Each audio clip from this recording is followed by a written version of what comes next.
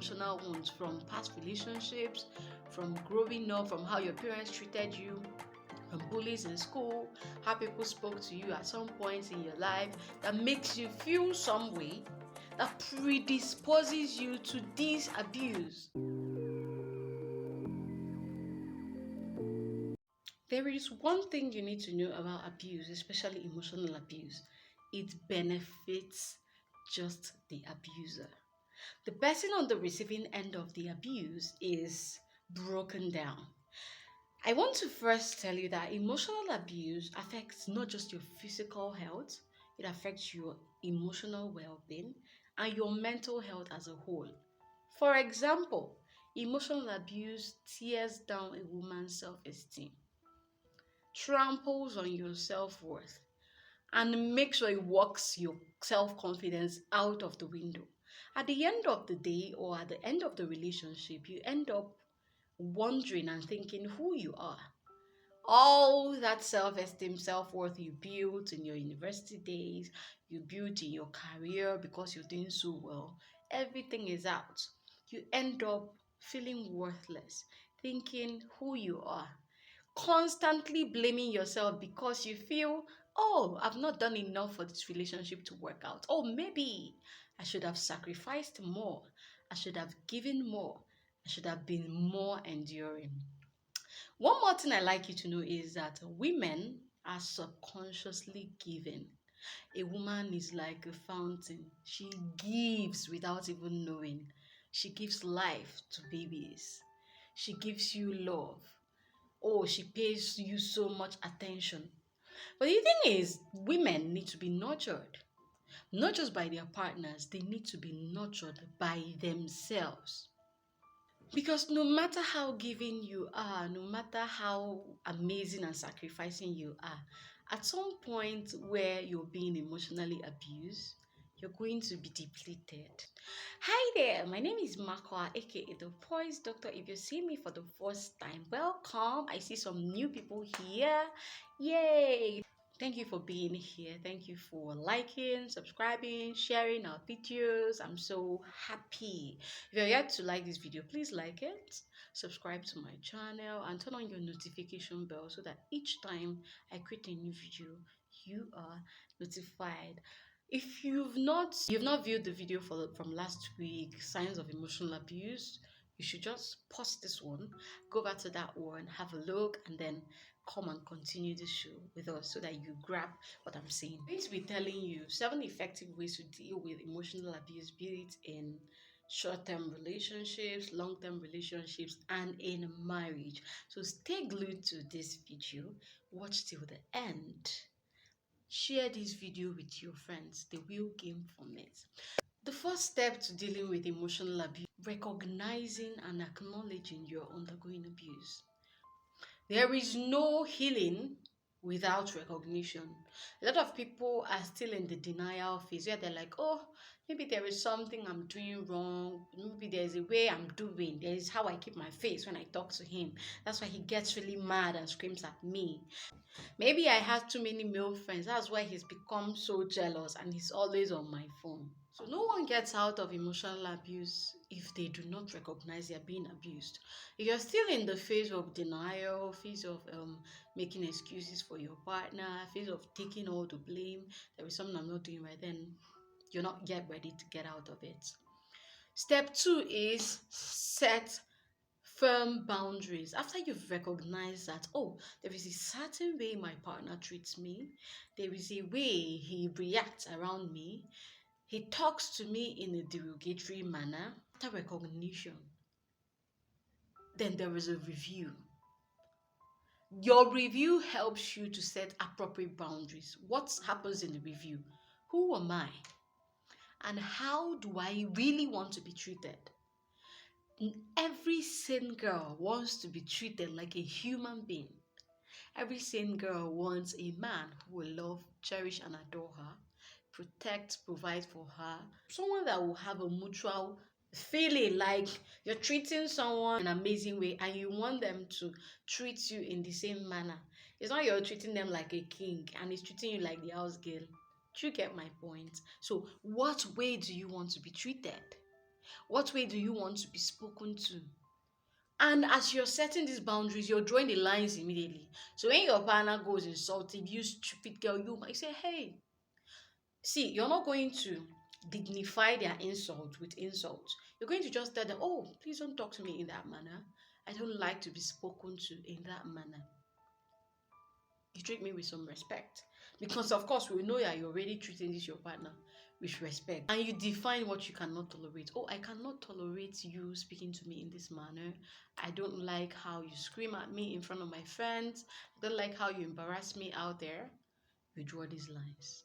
Three, you talk to somebody. A lot of people, especially people in marriage, marital relationships, they tend to cover things up. They're like, I don't want third party in my marriage. But then the truth is, if you're not talking to that third party, which might be your family or your friends, how do you know you're actually being abused? How do you know that this kind of thing you're going through, you shouldn't be going through it unless you talk to your family and friends?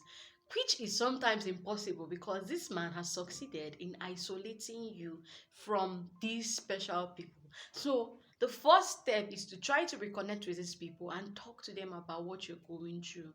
They might not give you the solution to your problem, but they will serve as a support for you to go through that phase in your relationship or your marriage. Again, it's important to consider talking to a therapist. Some people will say, I don't like therapy, oh, shrink this, shrink that. But the truth is, therapists are trained to go deep with you and get to the root of why you're feeling the way you're feeling.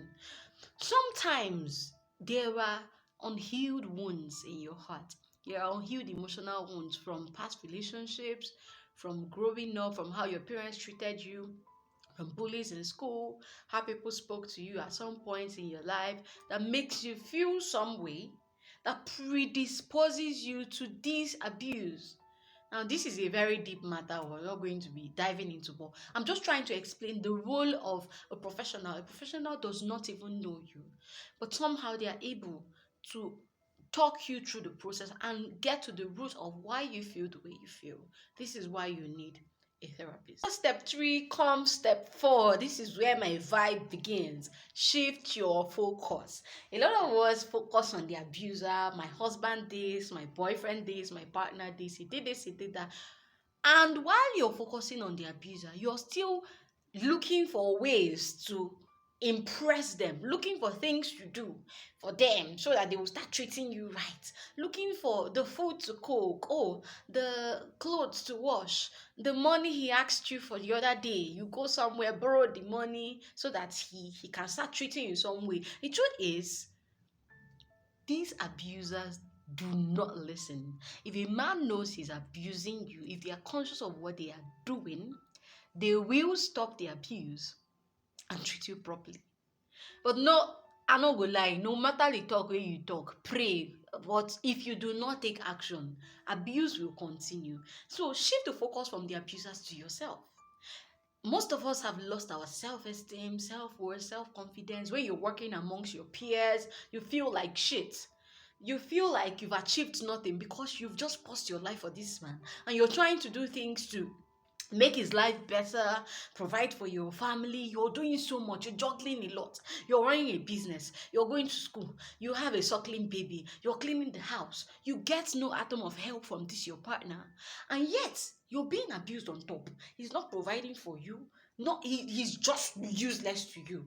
Yet you juggle all these roles to be the Proverbs 31 woman, yet abuse continues. So check it. You've tried all these things and nothing is working. Why not go the opposite direction? Why not move the attention from this your partner who you've been doing everything possible for to win over and move it to yourself? Take some time alone and be with yourself. If you have kids, you can move them to your sister's house for just 2 days. Just go to a lonely place. Like, if you don't have money for hotel, just go somewhere that you need to be alone and review your life. Sit down and have proper conversations with yourself. What is going on in my life? What am I willing to take? What am I not willing to take? How long am I going to endure this shamble of a life? Because my sister, you're not living. You're just suffering and then you're enduring it. Eh? Journal, write to yourself and find ways to build back your confidence. I'm not going to tell you that your confidence and your self-worth will bounce back in 2 days after you've had this alone time, but this will set a background for you to have more conversations with yourself, spend more time with yourself, and begin to rebuild what has been burnt down. There are lots of podcasts like Heal. I will look for some of them and link in the description for you. Somewhere you can just listen to. I mean, listening to other women who's been through these things help you to build yourself back, to know that, oh, you're not in this thing alone. And it's not easy, I'm not going to lie to you, but then it's doable. You can actually get out of it. So listen to podcasts, listen to talks, try to build yourself back. And buff up now, no be you will go school, we get degree, we get certificate, and you just dump everything, and you're there trying to please someone who doesn't even send you. Be aware of yourself. Self-awareness is a big deal and plays a huge role in self-discovery. It will help you build your self-esteem, improve your self-worth when you've understood yourself and how you respond to attacks, how you respond to abuse, how you respond to people. Are you the kind of person that cowers when someone is abusing you or talking to you in a derogatory manner? Are you the kind of person that stands up for herself, or you've been so suppressed that it's impossible for you to now become the woman you were and try to stand up for yourself? All these things are things you will sort out in the place of shifting focus. You're the kind that prays, pray, talk to God, discover yourself in God. Any way you want to do it, but shall know that you're coming out of this abuse. Number 5, stop reacting. Abusers enjoy how they make you feel. Some are narcissists, they take pride in the fact that my wife, she don't fit stand up to me. If I'm talking, she'll just lie down flat and she'll just stay like that while I talk. How dare her? She no fit talk to me now. You know who I be. These people gain satisfaction from seeing how you react to how they treat you. When you cower in, you're just on your own, you withdraw, you do things to please him, you run out of the house, you cry. They enjoy seeing you do that. So stop reacting. Stop dignifying their insults with insults. So normally, maybe when guys are fighting, say you are stupid, you're mad, useless woman, blah blah blah. And no, you self, you will tell him useless man, as in you will shout back so that it will pain him too. But they pain him more. He even enjoys the process. So next time, instead of dignifying his insults with insults, you give him silence. He said, useless woman, idiot. You're looking at him. So you don't have anything to say, mad woman. You can just gently say, I'm not going to you can just gently say, I'm not going to dignify your insult with insult. Or you just walk away from the scene. That's a way.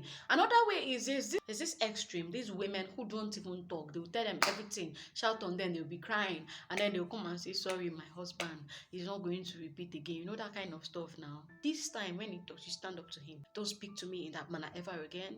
I'm not going to be taking this from you. If you're done with this relationship, you walk out of it. Don't talk to me like that again. You stand up to him. First reaction, he's going to be shocked. Okay, so this woman where they suppressing, she even get mouth talk to me, Abi. He's going to, and he's gonna be taken aback by the fact that, okay, she can stand up to herself.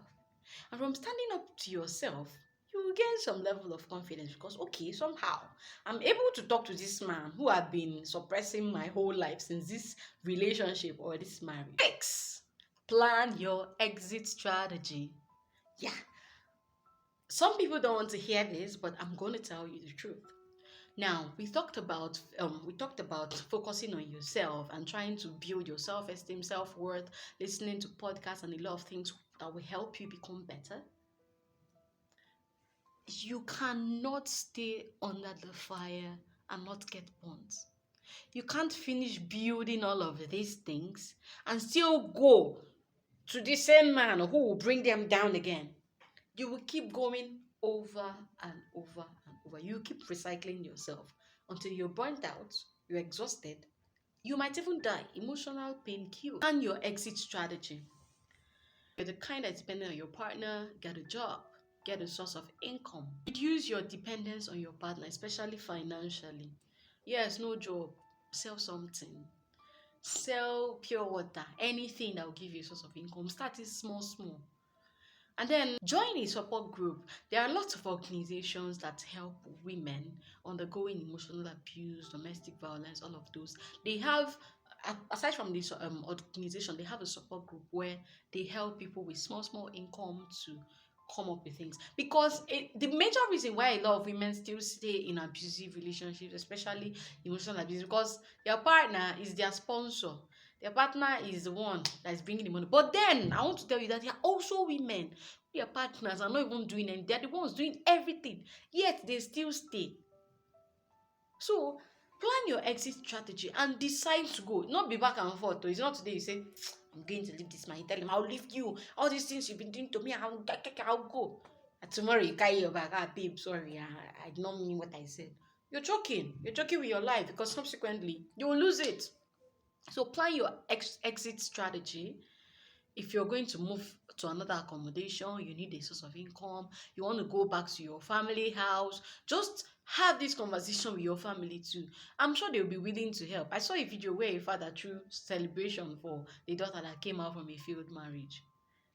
That's the kind of thing our family should be able to do for us. So plan that strategy. And number 7, leave.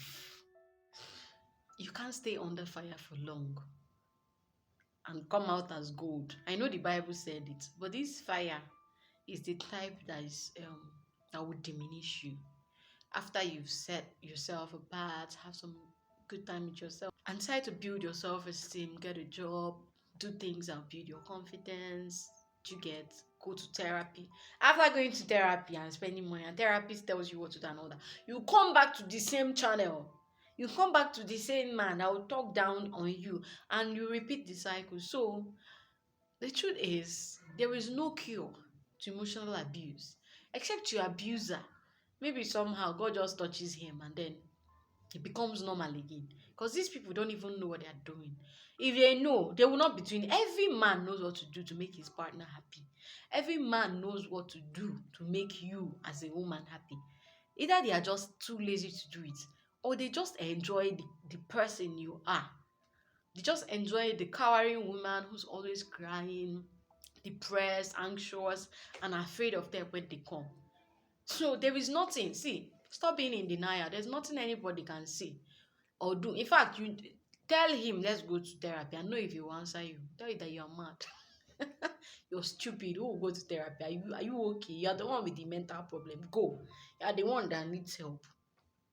They never accept. They need help. And they are never wrong. So why stay? Leave, my dear. With that, we've come to the end of this video. Thank you for watching. Share this video with your friends. If you know someone going through emotional abuse, they can actually get out. Nobody is tying you to the chair. There is no marriage in heaven. Don't kill yourself over nothing. This life is one life. I always say a happy wife is a happy happy wife, happy life. If you're not happy, how are you dealing with your home? Like, how are your children surviving an environment that is so toxic and hostile? How will they grow? Think about those children that you say you are staying because of them. They are the ones hurting and they are being broken down in bits. We don't want to raise toxic children for the next generation. All right, I had a good time. I'll see you in my next video. Bye.